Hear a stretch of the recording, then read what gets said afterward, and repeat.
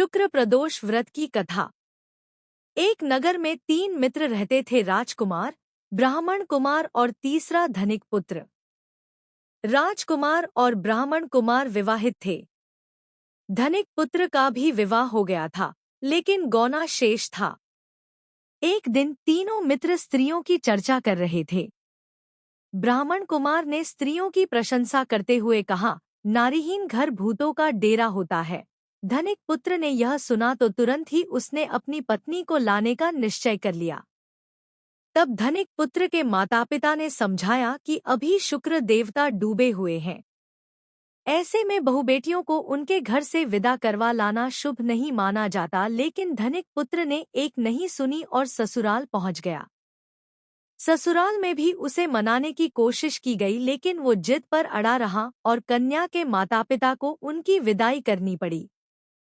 विदाई के बाद पति पत्नी शहर से निकले ही थे कि बैलगाड़ी का पहिया निकल गया और बैल की टांग टूट गई। दोनों को चोट लगी, लेकिन फिर भी वो चलते रहे।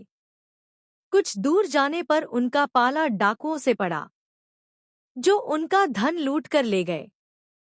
दोनों घर पहुंचे। वहां धनिक पुत्र को सांप ने डंस लिया। उसके पिता ने वैद्य को बुलाया तो वैद्य ने बताया कि वो 3 दिन में मर जाएगा। जब ब्राह्मण कुमार को यह खबर मिली तो वो धनिक पुत्र के घर पहुंचा और उसके माता पिता को शुक्र प्रदोष व्रत करने की सलाह दी और कहा कि इसे पत्नी सहित वापस ससुराल भेज दें। धनिक ने ब्राह्मण कुमार की बात मानी और ससुराल पहुंच गया, जहां उसकी हालत ठीक होती गई, यानी शुक्र प्रदोष के माहात्म्य से सभी घोर कष्ट दूर हो गए।